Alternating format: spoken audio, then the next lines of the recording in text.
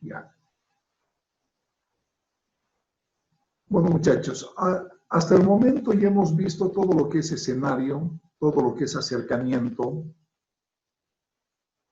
El acercamiento estaba destinado a las emergencias en víctimas conscientes. Ahora vamos a ver lo que es la evaluación inicial. La evaluación inicial está destinada a las emergencias, pero en víctimas inconscientes. En cierta forma, la compañera tenía razón, pero no vamos a continuar con los conscientes, sino ahora ya tratamos a las personas inconscientes. Hoy día vamos a aprender eso, ¿ya? Después de esto, la siguiente clase, ya vamos a ver condiciones de alto riesgo, que ya son situaciones que nos da más tiempo. Posteriormente, vamos a ver ya situaciones que no complican la vida de la persona, salvo excepciones. Y por último, vamos a ver el transporte. Esa es la metodología del soporte básico de vida. O sea, el soporte básico de vida es una metodología que va de lo más crítico a lo menos crítico. Por el momento ya hemos aprendido a reconocer una escena. Hemos aprendido a hacer un acercamiento, a acercarnos, a ver un nivel de conciencia, ¿no? A ver si hay alguna emergencia muy evidente en una víctima que esté consciente. Y hoy día vamos a ver una situación que es de víctimas inconscientes.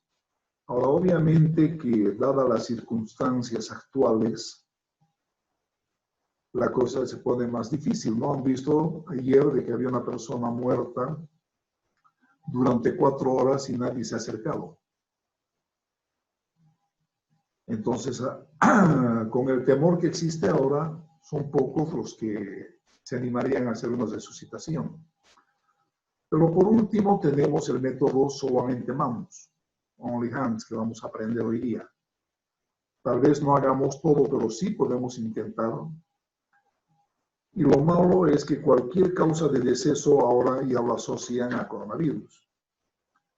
Han visto también en La Paz hace 2 días había una persona que ha muerto y no había muerto de coronavirus, sino que era un infarto. Y a esa persona se la podía haber salvado posiblemente. Pero no ha recibido ningún tipo de atención por el temor, que es entendible, ¿no? Pero aún así yo les voy a enseñar toda esta materia, esta temática, porque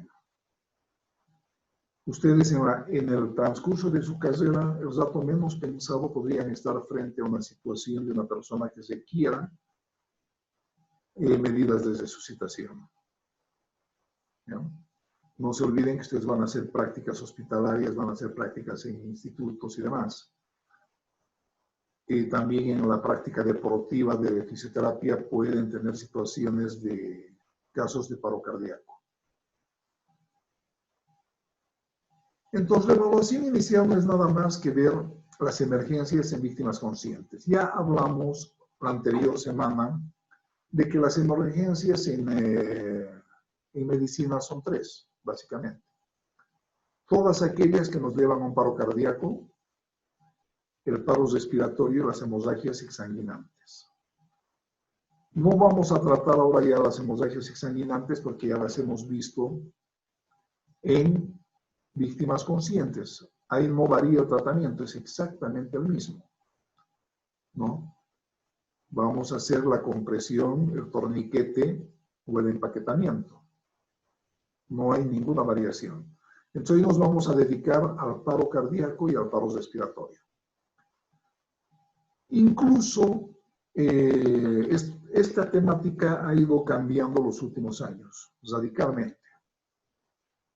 Antes estaban separados, el paro cardíaco y el paro respiratorio, y habían medidas de resucitación ante el paro respiratorio, y habían medidas de resucitación ante el paro cardíaco, ¿no? Pero ya desde hace unos 10 años, con el protocolo 2010, exactamente 10 años, ya no hay eso, ya no hay esa división. Ahora se ha unido todo y es solamente un tratamiento, que es el tratamiento de la resucitación respiratoria cerebral, se dice, ¿no?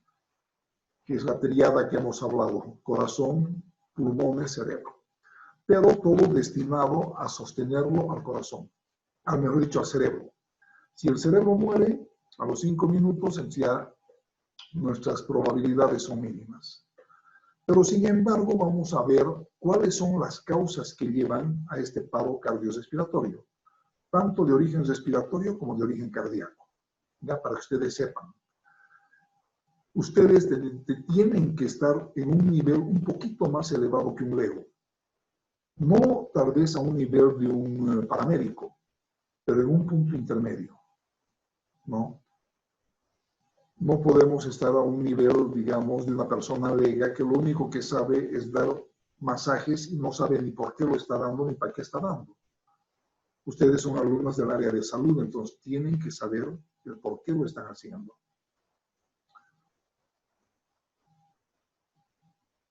Primero vamos a hablar de lo que es los problemas respiratorios que nos llevan a un paro cardiorrespiratorio. ¿Ya? Y la principal causa es la asfixia. Y ahora se está dando también esta causa como primera causa, no de muerte. Porque el coronavirus lo que produce es una asfixia. Está produciendo problemas a nivel pulmonar con embolias pulmonares y el pulmón deja de funcionar. Hay mal intercambio gaseoso y entran en una fase de asfixia y eso les lleva a un paro cardiorrespiratorio, además de haber problemas multisistémicos. Entonces vamos a ver todas estas situaciones que nos llevan a una asfixia. ¿Ya? ¿Qué es la asfixia? Ahí tienen para que lean la definición, ¿no? Dicen que es el cese de la actividad respiratoria, ¿no? Pero, ¿qué entiendo por actividad respiratoria? Hay muchos que creen que el respirar es solamente el meter y sacar oxígeno, o mejor dicho, aire. Eso es una fase de la respiración. La respiración involucra todos los procesos. Empezamos desde la ventilación. La ventilación es el mecanismo mecánico por el cual entra y sale el aire, ¿no? Y lo hace por una diferencia de gradientes de presión. Cuando baja el diafragma, baja la presión intraalveolar, entra aire. Sube el diafragma, aumenta, bota aire. A eso se llama ventilación, ¿no? Después de la ventilación, una vez que entra el aire, ese aire tiene que pasar del alveolo a los capilares. Ese es un proceso de difusión, ¿no? Entonces ya va, y también pasa por una gradiente de presión, donde hay más presión en el alveolo que a nivel de la vena pulmonar, o sea, de los capilares pulmonares, que después van a ir por las venas pulmonares hasta el corazón izquierdo para después salir por la arteria aorta. Entonces, como está más alta la concentración en el alveolo, va a pasar del alveolo hacia el capilar y va a ser transportado. Cualquier situación que también altere ese nivel nos va a llevar a una asfixia. Posteriormente viene el transporte, ¿no? Es transportada por la hemoglobina hasta los tejidos, hasta los capilares celulares. Y de los capilares celulares ese oxígeno tiene que entrar a las células. Y a eso se llama la respiración interna, ¿no? Entonces, fíjense de que es todo un procedimiento. Entra el oxígeno hasta los alveolos, de los alveolos entra al torrente sanguíneo, el torrente sanguíneo es transportado, llega hasta las células y de las células entra a las células, dentro de las células, ahí se produce todo el ciclo respiratorio y después se elimina dióxido de carbono y sale por nuestra respiración. Todo gracias a cambios de presión. Cualquier situación que altere todo este procedimiento se denomina asfixia. ¿Ya? Les voy a dar varios ejemplos para que ustedes conozcan y sepan de qué estamos hablando. ¿Ya? Entonces acá tienen, fíjense, para que entre el oxígeno, primero que tenemos que tener es que en el ambiente haya oxígeno. Después tenemos que tener una vía aérea permeable. Tenemos que tener pulmones en buen estado, que haya paso del oxígeno hacia la sangre y que sea transportado. ¿Ya? Cualquier situación que haya carencia de oxígeno en el medio ambiente, que haya una obstrucción de la vía aérea o que haya algún problema, nos va a dar la asfixia. Lo que se ha hecho es hacer una clasificación entre las situaciones obstructivas y no obstructivas. ¿Ya? Esa es la primera clasificación de la asfixia. Entre las obstructivas, ¿ya?, se denominan asfixias por obstrucción. Y ahí tenemos también varias causas, no solamente el cuerpo extraño. Tenemos edemas, quemaduras, traumatismos, ¿no? Cualquier situación que bloquee la vía aérea nos va a llevar a un cuadro obstructivo y la persona puede morir por una asfixia. Entonces, cuando veamos una persona que está muriendo, tenemos que preguntarnos por qué. Y las otras son las no obstructivas,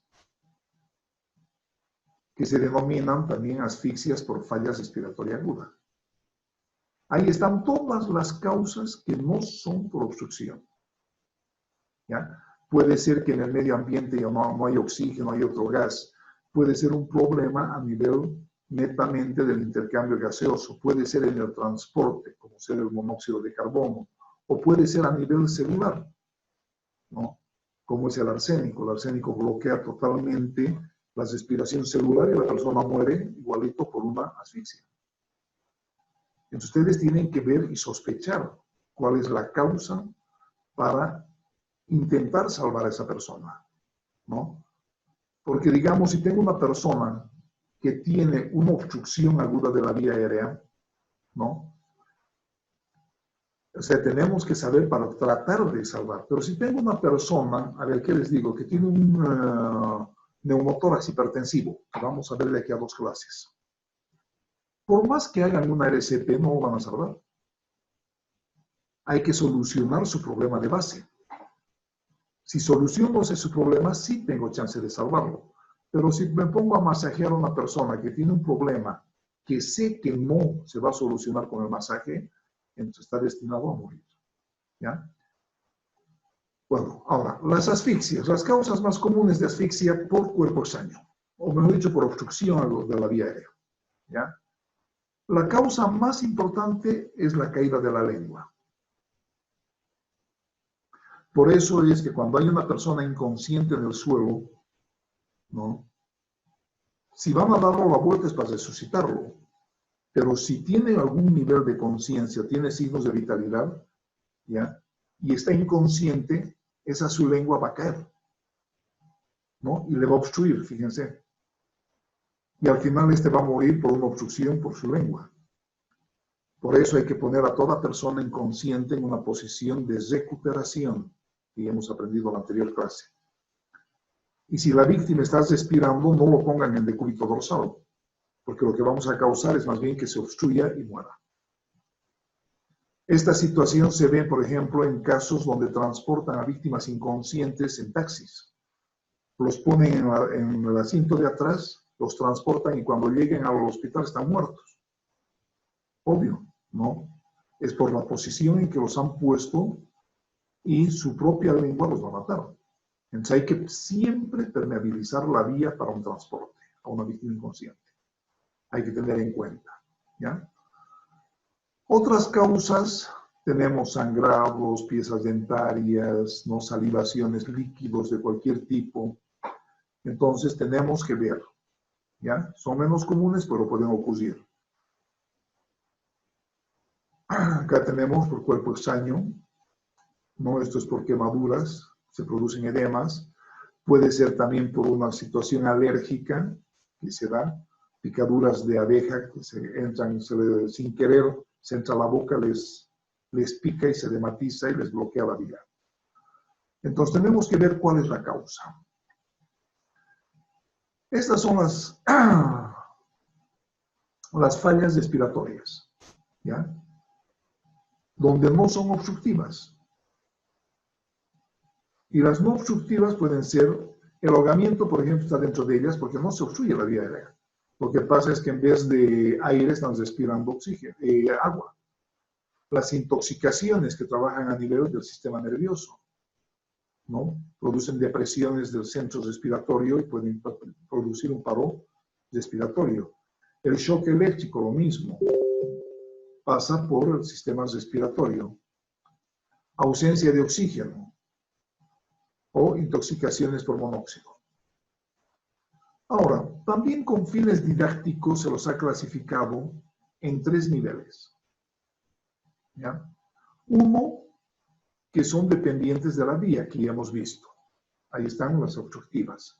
Y las fallas respiratorias en externas y extrarrespiratorias.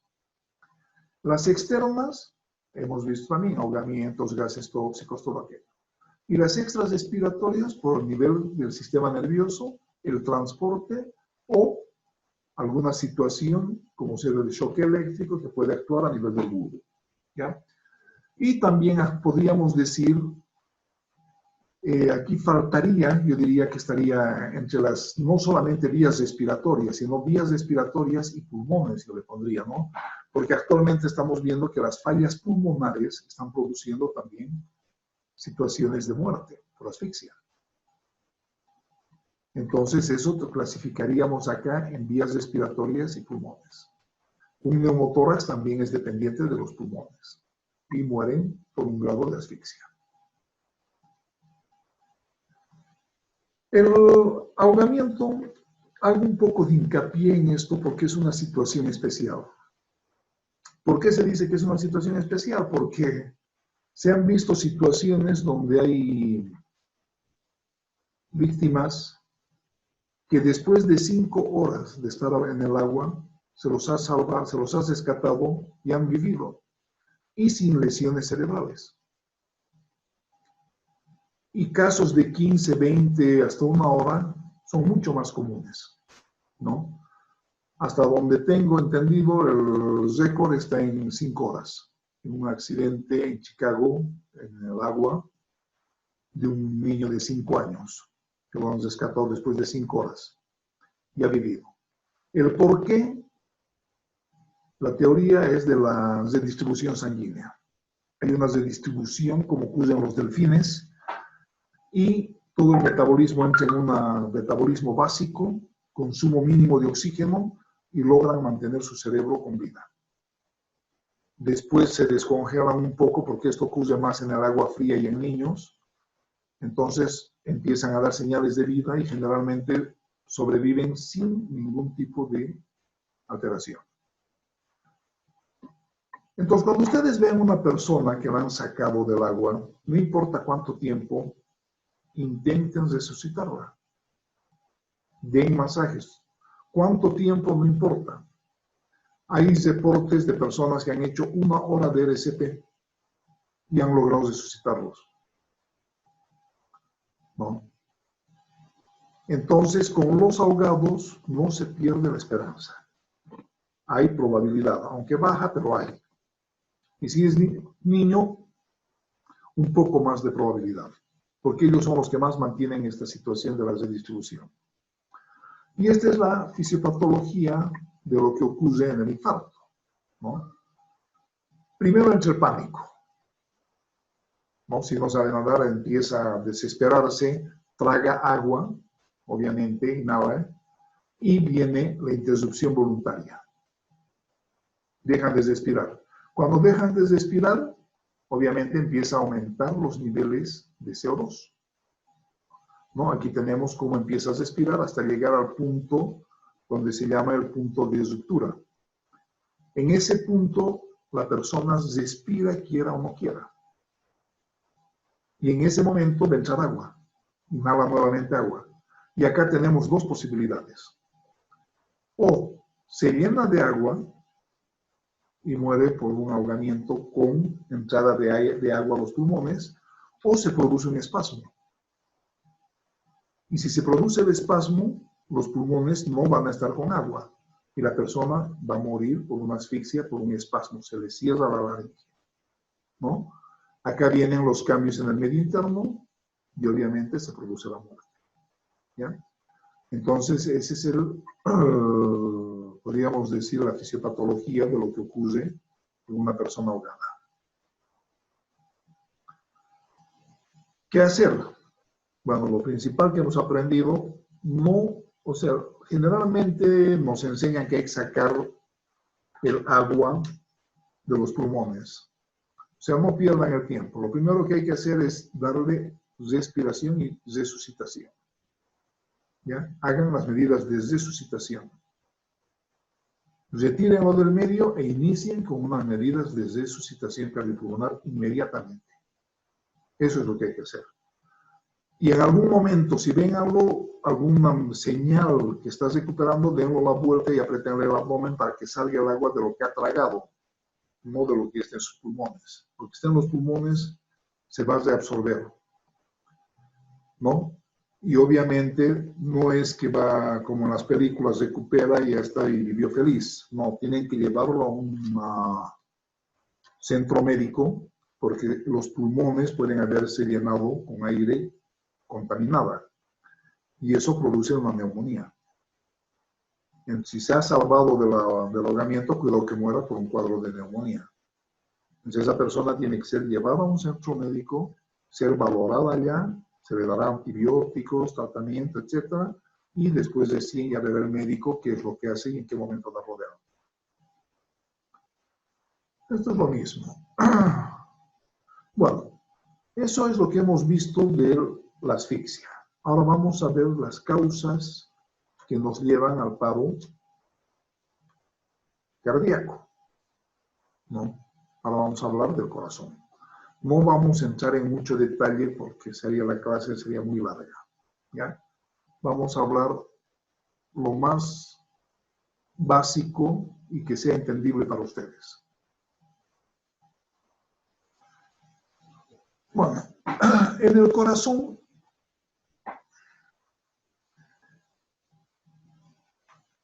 para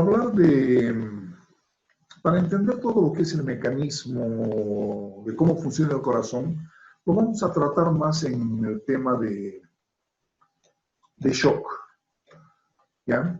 Hoy día solamente nos vamos a dedicar a lo que es el infarto agudo de miocardio, ¿ya? Como causa. Ustedes saben que la primera causa de muerte a nivel mundial es el infarto cardíaco. Y yo sé de que varios de ustedes desconocen lo que es el infarto cardíaco, ¿no? Muchos sí deben tener algún concepto de lo que es el infarto cardíaco, ¿no? Incluso hay personas que confunden la terminología, por ejemplo, qué es un infarto, qué es un ataque y qué es un paro cardíaco, ¿no? Algunos relacionan, a ver, quisiera oír a alguien que me diga cuál es la diferencia entre un paro y un infarto. ¿O es lo mismo? A ver, prenda su micrófono y el que se anime, diga, no importa si se equivocan, muchachos. Estamos para... Según yo, un paro cardíaco es algo temporal y un infarto es algo definitivo. Ya. ¿No será al revés? Bueno, según a lo que yo pienso, Ulises. Ya, perfecto. Y está bien, este es el conocimiento previo que uno tiene.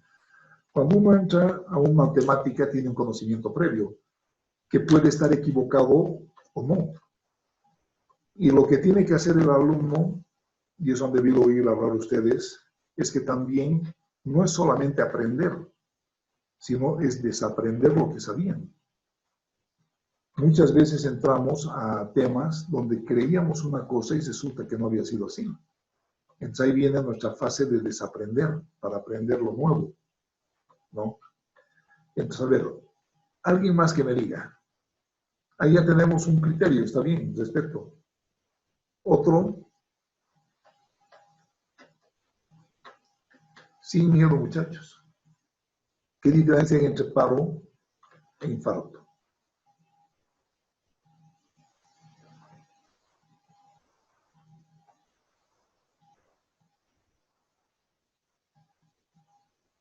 Participen, ahora el tiempo es plata.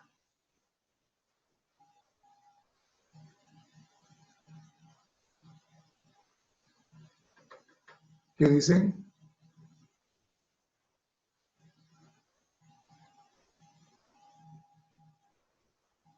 No importa lo que ustedes crean, muchachos, participen. Sí, yo pienso que el infarto es por un sobresalto, un susto fuerte, y en cambio el paro es cuando hay una deficiencia de oxígeno. Ya, perfecto. ¿Alguien más? Uno más de que participe. El Lice. infarto es, Di, tienes la palabra. perdón, Puedes hablar, después va a hablar tu compañera. ya sé. El infarto es, creo, cuando hay una falla eléctrica y el paro es cuando hay una falla eléctrica y el infarto cuando no hay, ¿cómo decirlo?, suficiente bombeo de la sangre, es porque las arterias están obstruidas. Ya, ya, perfecto. A ver, habla la compañera. El infarto, Lice, puede ser producido por un coágulo y el paro por hipoxia, por falta de oxigenación. Ya, está bien. Tienen una, o sea, todos tienen un concepto, ¿no? Más o menos, se imaginan, saben de que hay por ahí algo de isquemia, saben de que hay por falta de oxígeno, ¿no? Ahora, justamente en esta clase tenemos que aclarar eso, ¿no? Para empezar, el ataque con el infarto es prácticamente lo mismo, ¿ya? Es un sinónimo. Pero el paro no. El paro cardíaco, al final díganme qué enfermedad no acaba en paro cardíaco. Todos mueren porque se para el corazón. Es una instancia final de toda enfermedad, ¿no? Pero entonces el paro cardíaco es cuando el corazón paró. ¿Qué causas llevan al paro cardíaco? Son infinidad, ¿no? O sea, todas las enfermedades terminan en un paro cardíaco. Así de sencillo, ¿no? Cuando una persona muere, para el corazón. Pero no vamos a decir que su causa de muerte ha sido el paro cardíaco. O sea, digamos, un cáncer termina para el corazón y se murió la persona. Es una instancia final, es cuando el corazón ya no funciona. Mientras que el infarto cardíaco, hay categorías de infarto cardíaco. Hay infartos cardíacos leves, severos, masivos, etc. Y en diferentes partes del corazón. El infarto no es nada más que cuando se bloquea una pequeña arteria o una arteria coronaria. Puede ser una gran gruesita o puede ser una delgadita, ¿no? Si se bloquea una arteria pequeñita del corazón, estamos hablando del corazón, porque el infarto puede ocurrir en todo lado. Hay infartos cerebrales, hay infartos mesentéricos, hay infartos femorales. El infarto es un bloqueo de una arteria. Pero acá estamos hablando del infarto de miocardio, ¿no? Ahora, cuando se bloquea una arteria muy pequeña, va a morir una parte del corazón. Pero como es tan pequeña, la sintomatología va a ser leve. Y esa persona se va a salvar. Es más, a veces hay infartos que ni se dieron cuenta los pacientes. Y cuando van a un cardiólogo, el cardiólogo les dice, usted ha tenido un microinfarto. Y él ni se dio cuenta. Otros son más severos, ¿no? Que les da, pero opción de sobrevivir. ¿Cuántas veces no hemos visto de personas que dicen han tenido infarto? ¿No? Le han hecho bypass y ahora está vivo, ¿no? Siguen vivos. ¿Qué es el bypass? Agarran y hacen un puente como poner una tripita que esquive donde está el bloqueo, ya para que siga llegando. Entonces sigue teniendo perfusión el corazón. Eso es lo que hacen cuando se opera un infarto. Entonces el infarto va a depender de cuán masivo es. Ahora, si se bloquea la arteria coronaria en su parte inicial, un coágulo grande, todo el corazón va a dejar de tener perfusión. Entonces va a morir todo el corazón. ¿Y en qué va a acabar? En un paro cardíaco. Y ahí va a morir, ¿no? Entonces el paro cardíaco es una fase final. El infarto puede llevar a un paro cardíaco, ¿ya? Pero no es lo mismo un paro que un infarto. El paro es ya una consecuencia del infarto, pero no solamente del infarto, yo he dicho, es consecuencia de muchas enfermedades. El infarto es una patología específica donde se ha bloqueado una arteria. Y esa arteria hace que muera el corazón, por eso viene toda la sintomatología.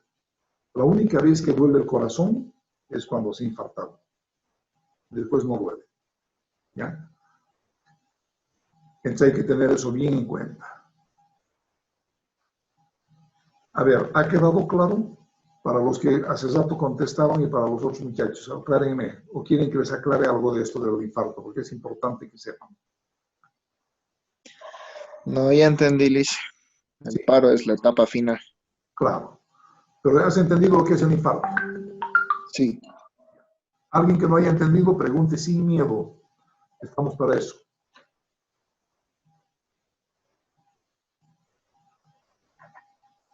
Continuaremos entonces.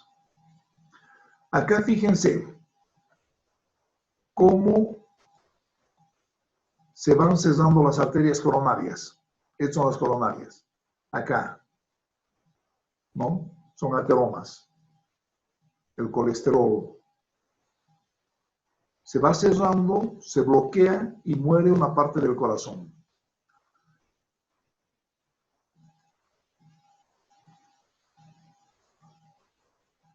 Aquí están las arterias, ¿no? Estas son las arterias coronarias, la irrigación. Acá tenemos todo el árbol vascular del corazón. Entonces acá imagínense de que acá donde está el mouse se bloquea una arteria de acá, va a morir solamente esta partecita. Pero si se bloquea acá, estamos hablando de una rama, entonces va a morir todo esto del corazón. Y ahí va a morir todo el corazón posteriormente. ¿Ya? Ahora, entonces ya sabemos que el infarto es un bloqueo de una arteria. ¿Ya? Pero tal vez ustedes se pregunten, bueno, ¿y por qué muere? ¿No? ¿Por qué muere esa persona? A veces con infartos que no son tan masivos.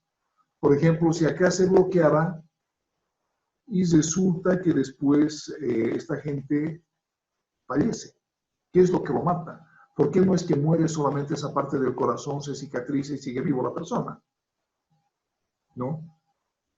Entonces, acá viene un concepto que dijo uno de sus compañeros,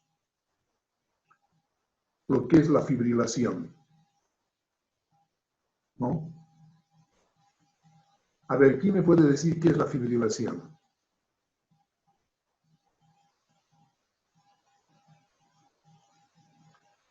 ¿Se acuerdan? ¿Alguien que haya leído? ¿Qué es la fibrilación? Ah, es cuando hay una descarga eléctrica que tiene un ritmo anormal y eso puede producir daños en el corazón. Creo que se le llama ritmo de la muerte. Algo de eso leí Exacto, en las diapositivas. está muy bien, está muy bien. Ahora vas a entender el por qué se produce eso. Es el ritmo de la muerte o tormenta eléctrica del corazón, ¿no? Entonces, fíjense cómo ahora relaciono el infarto con la tormenta esta. ¿Qué es lo que ha ocurrido? Y acá les voy a explicar más o menos qué es lo que ocurre. ¿Ya? Entonces, vamos a suponer, muchachos, de que acá se bloquea esto. ¿Logran ver el lápiz?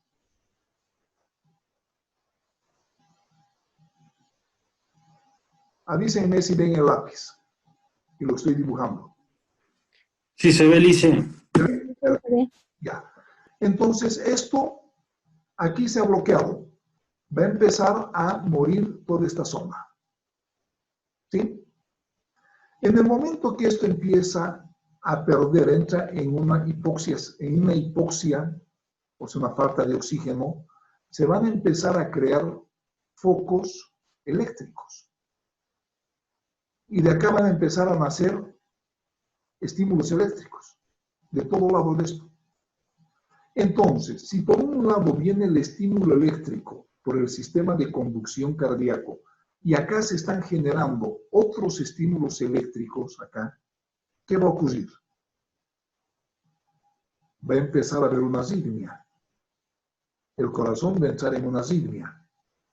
Va a haber impulsos eléctricos que empiezan a dispararse en otras zonas, a nivel del ventrículo, ¿ya? En esta zona que está sufriendo hipoxia. Y después eso nos va a llevar a que todo este corazón, cada fibra muscular del corazón empieza a contraerse independientemente a las otras. Entonces, ustedes imagínense un corazón que empieza a contraerse cada fibra por su parte. Si tomo un electrocardiograma, ¿qué me va a mostrar? Como un serrucho, puro estímulos eléctricos, que si me doy la molestia de contar va a sobrepasar los 300 latidos por minuto. ¿No? Ahora, ¿ustedes creen que ese corazón que se está contrayendo de una forma totalmente asincrónica va a poder lograr botar por la sangre? No, ya no bota sangre. Entonces cae el gasto cardíaco. Si no bota sangre, esa persona entra en inconsciencia. Y tiene 3 a 5 minutos para morir. Pero ¿cuál es la causa? La arritmia. Esa fibrilación que le está causando. El infarto ha desencadenado una fibrilación. Y lo que lo va a matar en última instancia es la fibrilación. ¿Por qué? Porque deja de bombear este corazón. Se está contrayendo en una forma tan caótica que ya no bota sangre. Normalmente ese corazón debería latir 60 veces por minuto y botar 60 ml. Pero como ahora está como gusanera, parecería que le dan gusanos y todo se empieza a contraer, entonces no va a botar sangre. Y eso es lo que lo mata. Por eso cuando hay un infarto, lo primero que tenemos que pensar es en cómo paramos la fibrilación. ¿No? ¿Y cómo se la para la fibrilación? ¿Quién se acuerda? Con descargas eléctricas, con un aparatito que... Ay, no recuerdo el nombre. El desfibrilador.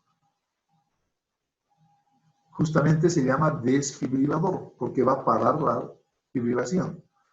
Ahora la siguiente pregunta, ¿qué hace el desfibrilador para parar esa fibrilación? ¿Cómo es que lo para? Lo para el corazón y después que lo para el corazón recupera el latido. Exactamente. Entonces, ¿qué hace el desfibrilador? Lo para al corazón. En otras palabras, lo resetea. Para el corazón y vuelve a latir con su ritmo. Entonces vuelve a botar sangre. Y mientras no logremos eso, ¿qué es lo que hay que hacer? El masaje cardíaco. Para eso es que aprendemos a hacer masaje cardíaco. Entonces lo ideal es que haya un desfibrilador para solucionar ese problema.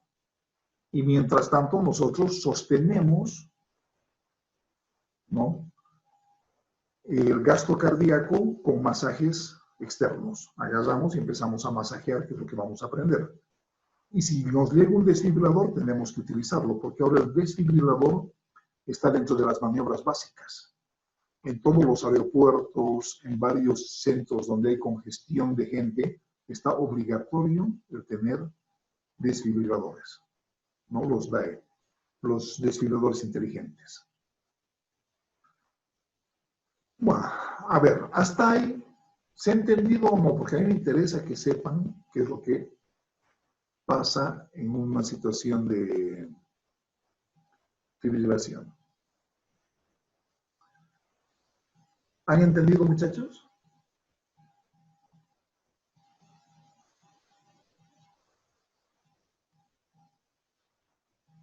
Hablen. Sí, licenciado. ¿Todo bien? Ya. Ahora les voy a hacer una pregunta. Si hay una persona que muere por una causa que no es el infarto y su corazón se para, hay paro cardíaco, ¿hay que desfibrilarlo? ¿Se le hace la desfibrilación, la descarga eléctrica o no?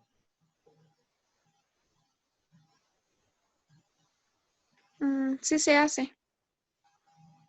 A ver, otra persona que te opinen. Vamos a esperar unas 2 o 3 opiniones. Primero se revisa el pulso. No hay nada. La persona está inconsciente, no hay pulso, está muriendo por una causa que no es... Se realiza. que no Se revisa el RCP. Sí, hace el RSP, pero ¿se desfibrila o no se desfibrila? ¿Se le hace la descarga eléctrica? Sí. Sí. Primero debemos saber si está teniendo una arritmia. No hay arritmia. Ha parado su corazón. No está arrítmico. Entonces sí. ¿Se hace o no? ¿Qué dices? Para mí sí. ¿Para vos? No te digo tu respuesta. Para mí sí, doctor. Sí, perfecto. Ya. Bueno, para empezar, el desfibrilador no va a descargar, porque son inteligentes. Solamente se usa cuando hay fibrilación, por eso se llama desfibrilador. El desfibrilador lo para al corazón. Y si hay un corazón parado y le descargo, no va a hacer que vuelva a funcionar. No. En ese caso ya cambiaría el nombre, sería un resucitador. No. Es un desfibrilador. Entonces no da resultado, no se usa cuando la causa no es fibrilación. ¿Ya? Cuando fibrila, sí descarga. Y los últimos desfibriladores son inteligentes porque analizan el ritmo del corazón. Y si ven que está fibrilando, descargan. Si ven que hay paro cardíaco y el corazón está asistólico, no funciona, entonces no descarga. Ahora, a veces se preguntan, ¿ahora qué se hace ahí? ¿No? Ustedes dan masaje cardíaco, igualito, sea fibrilación o no sea fibrilación, se lo masajean. Cuando vengan los paramédicos, para que vuelva a latir ese corazón, le van a poner adrenalina, ya sea intracardíaca o ya sea en las vías aéreas. Eso es el estimulante más fuerte para que vuelva a latir ese corazón. ¿Ya? Pero quiero que tengan solamente el criterio grueso, ¿ya? Del desfibrilador usar cuando hay un infarto. También fibrila, por ejemplo, en los electrocutados. Cuando hay una persona que se ha electrocutado, su corazón también fibrila. Entonces, en ellos también se puede usar el desfibrilador. ¿Alguna pregunta hasta ahí, muchachitos? ¿Qué dicen?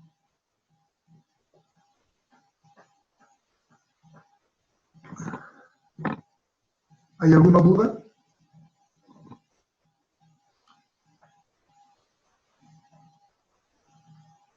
¿No hay?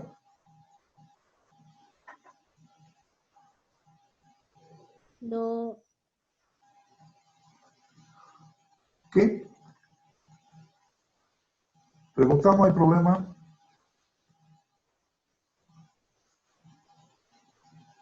Ya. Ahora, ¿cuál es la sintomatología del infarto? ¿Qué pasa cuando se bloquea esa pequeña arteria o una arteria? Viene toda esta sintomatología clásica, ¿ya? Que está acá. El dolor precordial en toda la zona del corazón, que se irradia por el borde cubital hasta el dedo meñique, ¿ya? Y puede elevarse un poco hacia el cuello y a veces doler una muela o el lado izquierdo. Pero lo fundamental y lo más común es esto, ¿ya? El dolor en la zona precordial con esta irradiación que va hasta el meñique. Estos son menos comunes. A veces aparece como un dolor epigástrico, a veces dolor en la espalda, solo en la mandíbula o en el lado derecho. Esto es excepcional. Además de eso, obviamente va a tener sensación de muerte, va a tener disnea, va a tener mareos. ¿Por qué? Porque su gasto cardíaco ha caído y esa persona ya no va a poder estar incluso de pie. Va a tener debilidad, va a estar en reposo. Entonces nosotros ya sabemos que ese corazón está fallando. Hay una parte de ese corazón que está muriendo y probablemente empiecen a generarse extrasístoles que pueden llevar a una fibrilación. Porque en el momento que entra en fibrilación el corazón, esa persona ya entra en inconsciencia. Ya no va a estar consciente. Y de ahí a que muere es poco tiempo. Pero mientras no ocurra eso, si la persona todavía está con vida, con dolor, o sea, no hagan que esa persona vaya andando a un centro médico. No. Lo que hay que hacer es inmediatamente llamar a una ambulancia. Por eso en Estados Unidos hay todas las unidades coronarias. O en su defecto, en este caso, ponerlo en una movilidad, descansado, tranquilizarlo, que bajo ninguna circunstancia podría manejar o estar estresado. Si pueden darle algún tranquilizante, denle, ¿no? Y transpórtenlo inmediatamente a un centro donde haya especialización en tratamiento de los infartos. O sea, tiene que ser un hospital de tercer nivel. ¿Ya?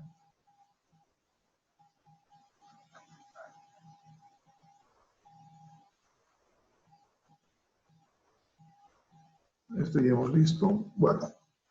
Ahora, conociendo las causas, sabiendo que el infarto, qué es el infarto y demás, ahora vamos a aprender a cómo manejar nosotros, cómo resucitar o cómo sostenerlo a esa persona. Y para eso es la resucitación cardiopulmonar básica. Todo lo que estamos aprendiendo es en base a los protocolos del American Heart. El American Heart generalmente se acaba cada 5 años. Ha habido del 2010, 2015, y este año tenía que haber sacado ya los últimos protocolos.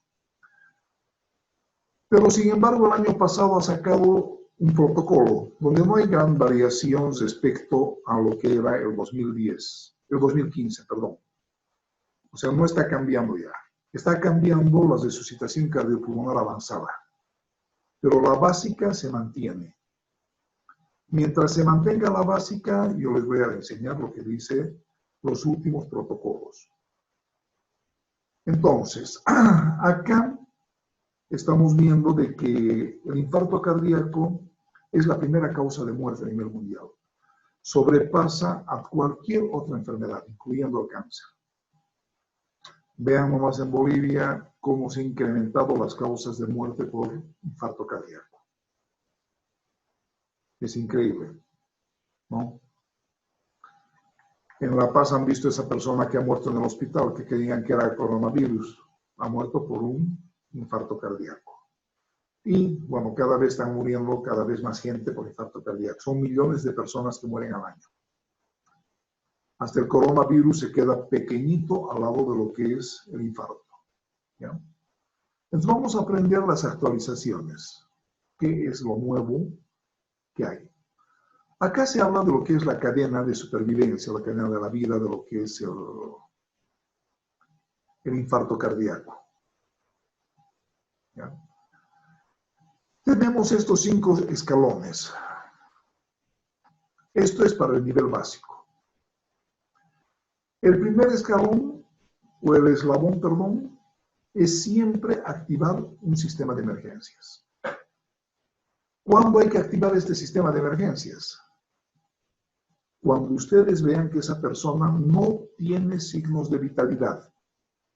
Si hay signos de vitalidad, hay que activar otro sistema, no es el sistema de las unidades coronarias. ¿Ya? Entonces, esto se activa cuando ustedes han determinado que esa persona está con un probable infarto cardíaco.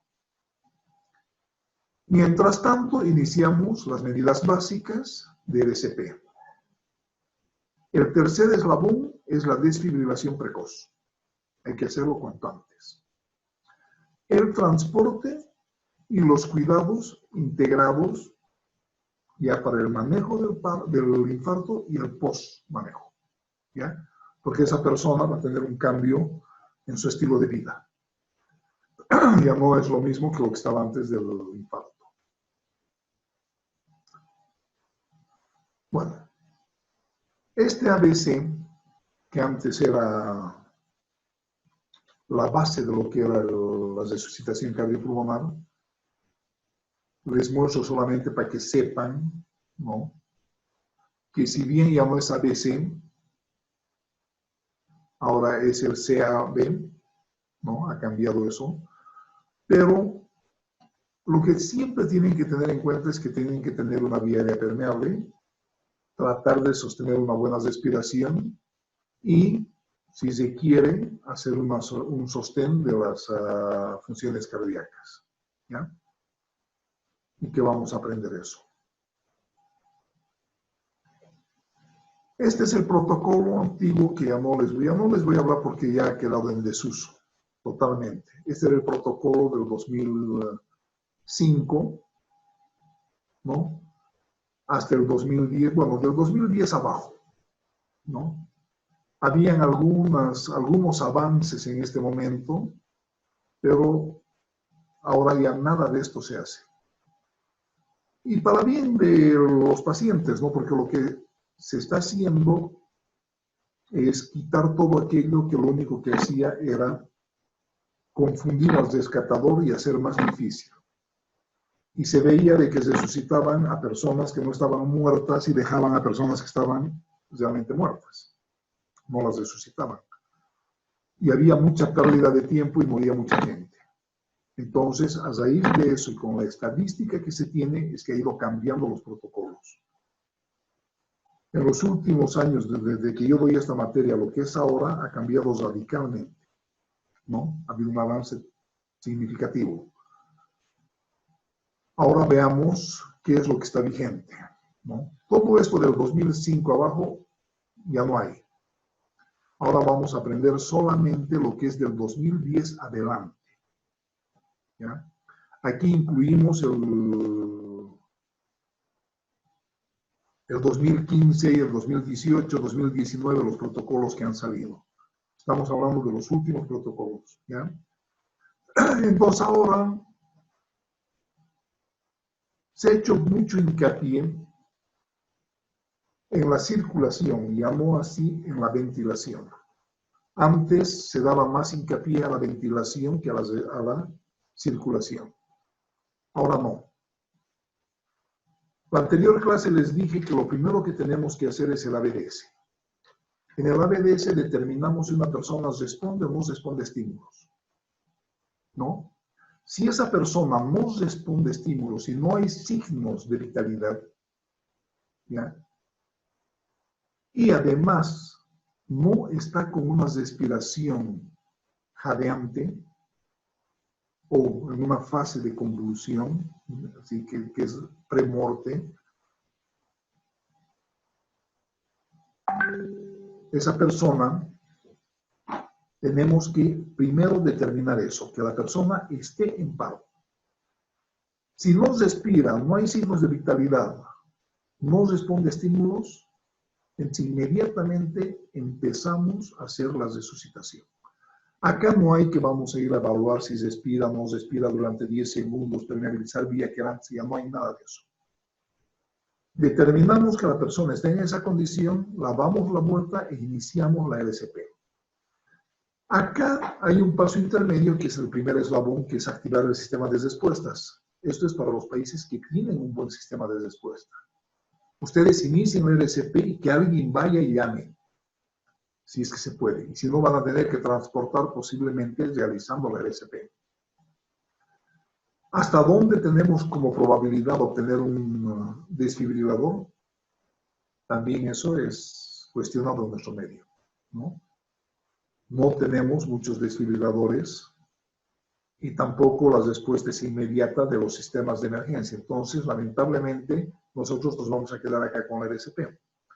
Y la RCP tiene que ser rápida y fuerte. Entonces, ahora se ha reducido a eso, a saber comprimir fuerte y rápido. Entonces, vamos a aprender la técnica de cómo hacer esa compresión rápida y fuerte. ¿Ya? Aquí está más grande todo lo que tenemos que hacer. Lo ideal sería tener un desfibrilador. De todos modos, les voy a hablar solamente para un conocimiento teórico.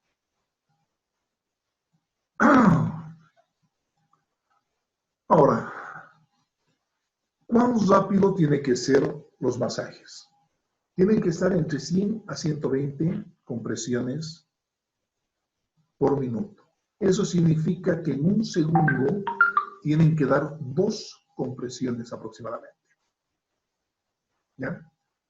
Cuando hagan sus videos de RCP, tómense el tiempo y calculen. Primero, van a practicar siempre en una almohada, en algo medio durito, y van a hacer las compresiones. ¿Ya? Y traten de mantener 2 compresiones cada segundo. Si lo hacen eso, están en un buen ritmo de masaje. Y eso es lo en cuanto a la rapidez, ¿no? Hay que comprimir rápido. Entonces, empezamos con las compresiones. Antes empezaba con manejo de la vía aérea, después se ventilaba y las compresiones. Ahora hacemos primero la compresión, la vía aérea, y después recién la respiración. Acá tenemos, vamos a aprender a comprimir, después vamos a aprender la vía aérea y después la respiración. Sigamos. Esto es lo que ha cambiado, nada más, y ahora esto ya se ha quedado forever. O sea, ya no va a haber más cambios, siempre va a ser el CAB.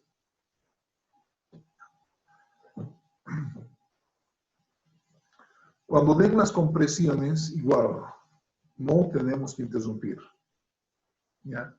No hay que distraernos, otro que sea el que llame, incluso para ventilar, si hay otra persona que puede ventilar, que lo haga. Y si ustedes van a ventilar, nunca tarden más de 5 segundos. ¿Ya?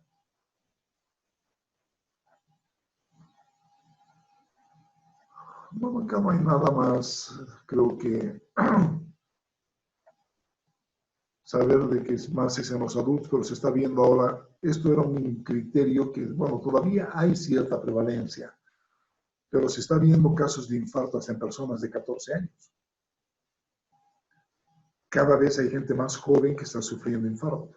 Antes se decía de que las personas sedentarias, obesas, fumadoras, ¿no? Ya tenemos un antecedente de una campeona olímpica que ha muerto con infarto, una atleta.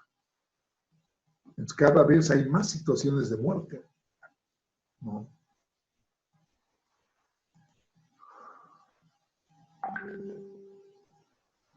Ahora, aquí los cambios. Esto ya hemos visto, no voy a repetir. Esto es lo que les dije. Bueno, las compresiones que les decía, de darlas rápido cada 2 cada segundo, más o menos en unos 110 a 120, tratar de sostener. Actualmente ya se puede dar solamente eso. Si nosotros vemos hoy una situación de una persona fallecida, lo que podrían hacer es ponerse bolsas o en las manos e intentar hacer esto con sus siempre protectores y dar solamente masaje, ¿no? Y esto ya es válido. O sea, solamente el only hands, o sea, solo manos. Y van a hacer hasta que se recupere. Ya no se hace ningún tipo de ventilación, ¿no? Y van a hacer hasta que se cansen. En el momento que se cansen, tiene que entrar otra persona a suplirlos a ustedes. Caso contrario, un masaje que ya no es fuerte y rápido se vuelve ineficaz. ¿Y cuán fuerte tiene que ser? Por lo menos 5 centímetros de compresión. ¿Ya? O sea, son 2 pulgadas que tienen que comprimir. Aquí están los motivos del por qué, ¿no? Se ha visto de que además con esta metodología de solo mamos, el paciente logra ventilar de cierta forma por las diferentes presiones intratorácicas producidas por el masaje cardíaco.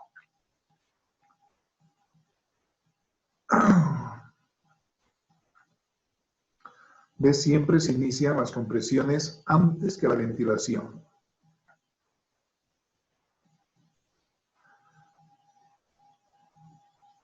Esto vamos a hablar dentro de un rato con la diferencia con los no legos. Por eso ustedes están en un intermedio entre el lego y el no lego.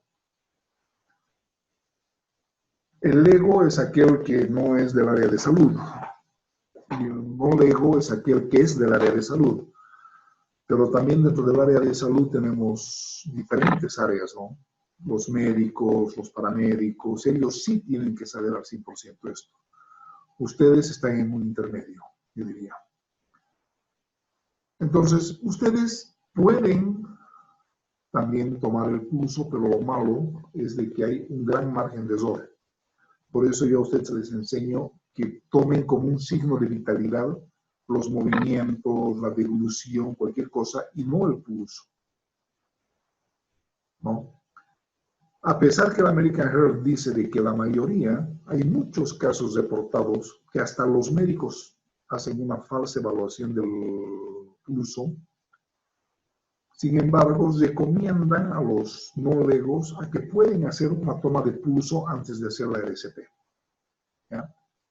Si ustedes se sienten capaces de ser diestros en tomar el pulso, entonces háganlo, ¿no? Y si ven que esa persona no tiene pulso, o sea, mejor dicho, tiene pulso, ¿ya? Entonces vamos a considerar como una persona que sí está con pulso. Pero ¿qué pasa si no respira? Entonces tendrían que hacer solamente una ventilación, ventilarlo cada 5 segundos, ¿no? O cada 10 segundos, ustedes verán. Pero tienen que ir haciendo ventilaciones para que no pare ese corazón. Eso es si ustedes son legos y tienen un criterio bien informado. Pero caso contrario, mejor es ir al protocolo de los legos, que es dar masaje cardíaco.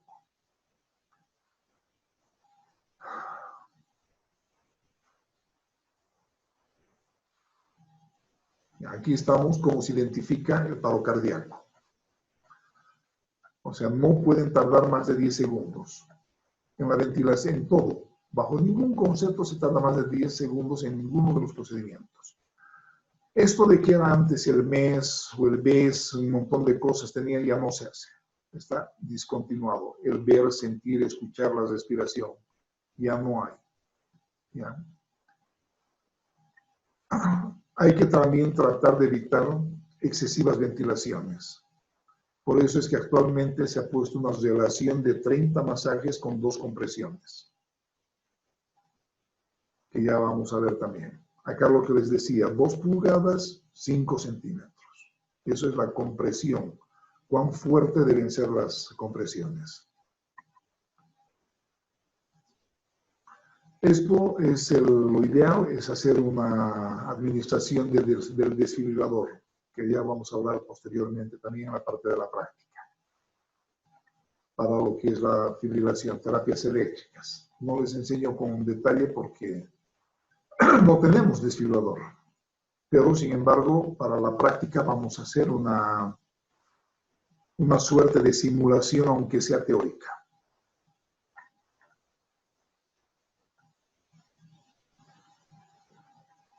Acá estamos con la definición de lo que es, ya les he explicado que es la reanimación cardiopulmonar, que no es nada más que sostener al cerebro masajeando el corazón y que funcionan los pulmones. Por eso se llama la reanimación cardiopulmonar, cerebro cardiopulmonar se llama actualmente incluso, ¿no?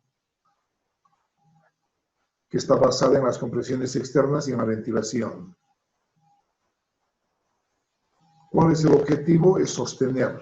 ¿Para qué? Para evitar las isquemias cerebrales, ¿no? Esto es reanimación cardio-cerebro-pulmonar.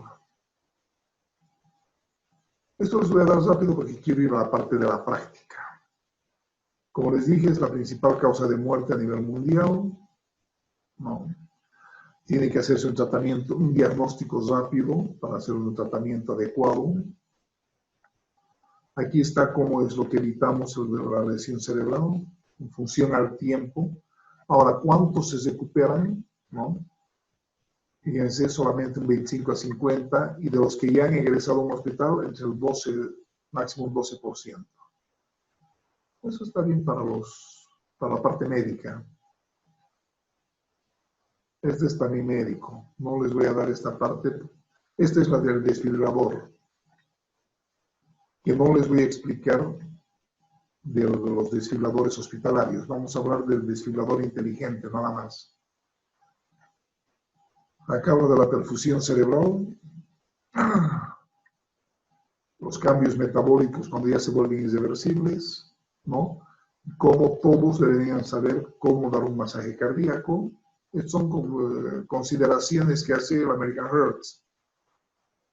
Acá vamos a ver también esto del masaje, cómo debe ser hecho. A ver, vamos. Voy a avanzar todo esto porque esto es más teórico, muchachos, y no, yo quiero que sepan la parte práctica, ¿no? Esto es solamente comparaciones con el 2005. Ya no quiero yo tomar el 2005 como referencia porque ya pasó mucho tiempo, ya son más de 15 años. Ya no nos puede servir como referente.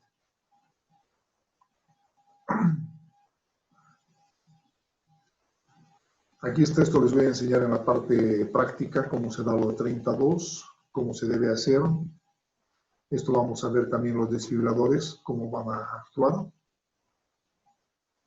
Esto lo voy a pasar rápido, ¿ya?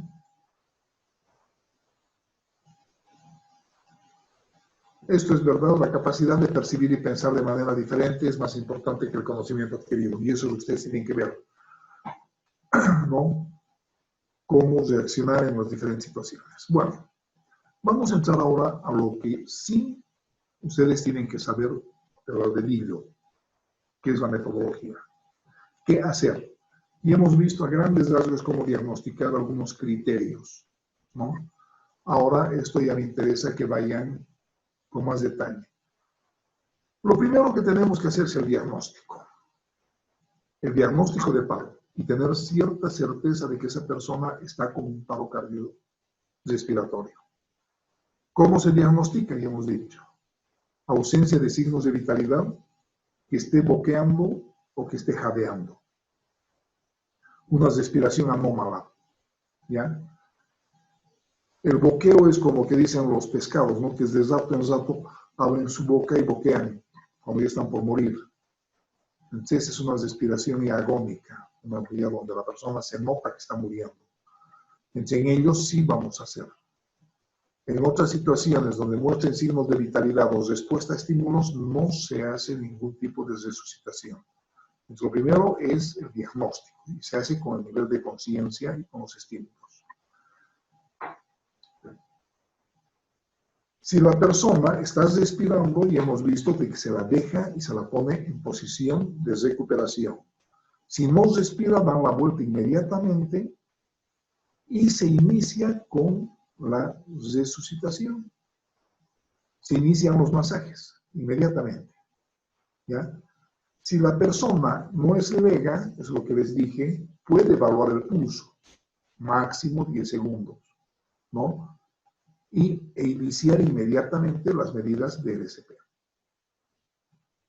Nosotros vamos a ir por este camino para la parte práctica, por el camino de los legos. No me van a hacer la parte del no lego, ¿ya? ¿Cómo van a determinar el punto de masaje? Acá esto les quiero mostrar porque acá les voy a dibujar. Acá está el sifoides, más o menos, donde les he dibujado, ¿ya? La parte media está más o menos acá. Es la mitad del esternón. Entonces, lo primero que tienen que hacer es ubicar la punta del apéndice sifoides. Acá tenemos el manubrio esternal, la parte de arriba, acá, el manubrio esternal. La mejor forma no es solamente, o sea, esta, por ejemplo, lo que hace es, sigue el borde costal, ubica el apéndice sifoides, pone 2 dedos por encima del sifoides, o sea, por encima de esto, aquí está el sifoides, el límite del sifoides, acá pone los 2 dedos por encima e inmediatamente por encima de esos 2 dedos coloca el talón de la mano. ¿Ya? Puede colocar de la mano más fuerte que tenga o también es indiferente. Y después entrecruza y ese es el punto. Ese es uno de los métodos. El otro método es que en el apéndice sifoides ponga el meñique de una mano. En el manubrio esternal pone el meñique de la otra mano y divide en 2 el esternón. Eso quiere decir que aquí se van a unir los 2 pulgares. Levanta la mano de abajo, ¿ya? Y pone inmediatamente al lado. Y empieza el masaje. Ambos van a acabar exactamente en el mismo punto, ¿ya? En otras palabras, acá es el masaje. En la mitad inferior del esternón. Si ustedes dividen en 2, es acá. Este es el punto del masaje. O sea, ya sea por debajito de la mitad o a 2 dedos por encima del apéndice sifoides. ¿Ya? Acá tiene que estar. Ese es el punto del masaje. Entonces, lo primero que tienen que hacer es determinar, y eso me van a demostrar ustedes en los videos que van a hacer.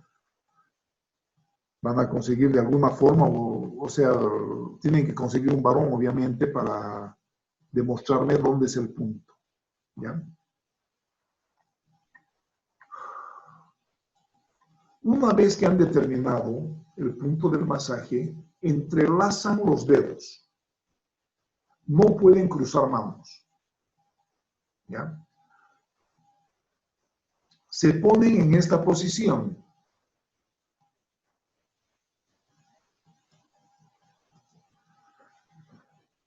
Fíjense, acá tiene que haber, ¿dónde está el lápiz? Perdón, un segundo.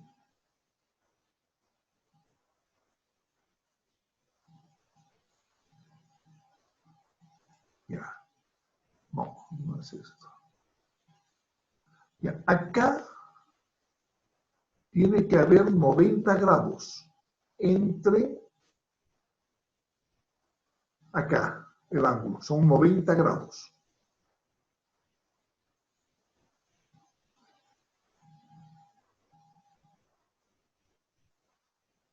No puede estar inclinado, no puede estar a 45, no puede estar a menos, ¿ya? Cuando se filmen haciendo el masaje, yo quiero esta toma. Una toma desde la cabeza de la víctima, donde yo vea que el que está haciendo el masaje cardíaco esté a 90 grados. Caso contrario, no voy a poder evaluar. Así como esta toma quiero, como la que está acá, ¿no? Quiero ver que esté en 90 grados, o sea, el hombro con el esternón y el brazo, acá tiene que haber 90 grados. Las piernas separadas, como dice el protocolo, ¿no? Separadas al ancho de los hombros. El eje donde se mueva tiene que ser este. Acá, arriba y abajo. Es masaje. No pueden doblar codos. Y tienen que dar con una frecuencia que hemos dicho de más o menos 120 masajes por minuto. Eso voy a evaluar. Una vez que den 30 masajes, tienen que dar 2 ventilaciones. Ahorita vamos a aprender cómo deben hacer ustedes las ventilaciones. Por el momento estamos en masaje. Ya. Si el eje se mueve acá en la rodilla, van a cometer este error. Y este error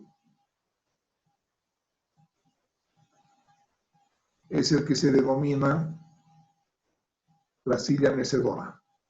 Y la silla mecedora es causa de un masaje ineficaz. Una de las causas. La otra es que me doblen, la otra es que apoyen o que entrecrucen las manos. Y eso no pueden hacer. Acá está el ángulo. Acá tiene que haber un ángulo de 45 grados. ¿Ya? El eje debe estar acá. Esto es lo que sube y baja. Si hacen este movimiento, como está acá, eso es un error.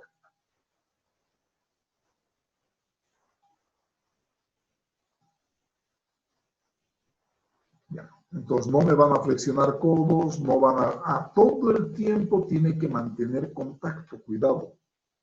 No quiero de que haya rebote. Esa es otra causa de un masaje totalmente ineficaz.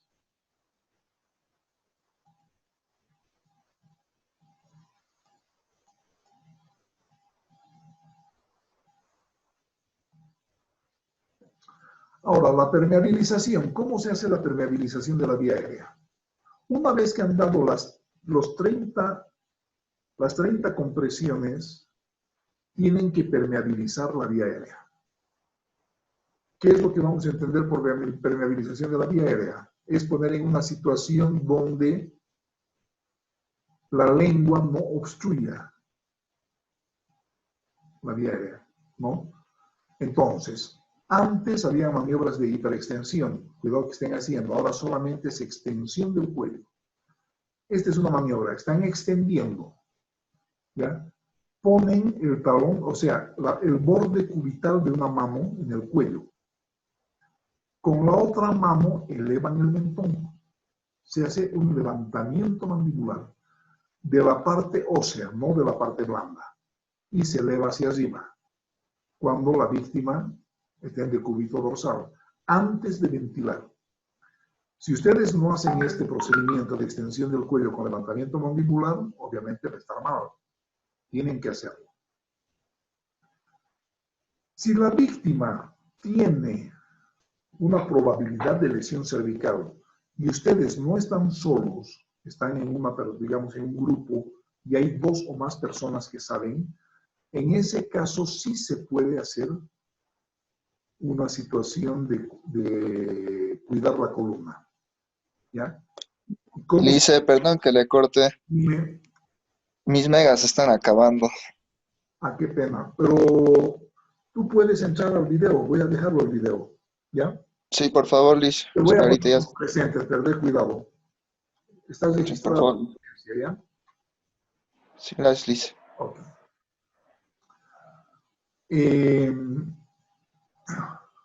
Se estabiliza la columna en esta forma.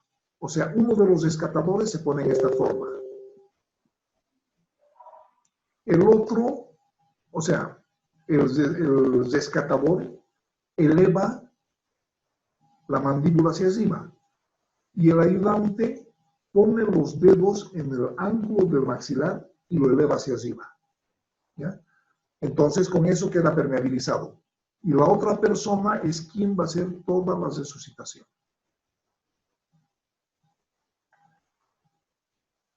¿Cómo se ventila? Se abre la boca y se sella la boca de la víctima. No es soplarle dentro la boca así dándole como un piquito, ¿no? O como silbar. No. Se abre la boca, se sella la boca y se dan 2 ventilaciones efectivas. Antes se pregonaba que había que dar hasta 1200 ml de aire. Eso quiere decir es respirar lo máximo que podamos y ventilarlo. Ahora ya no.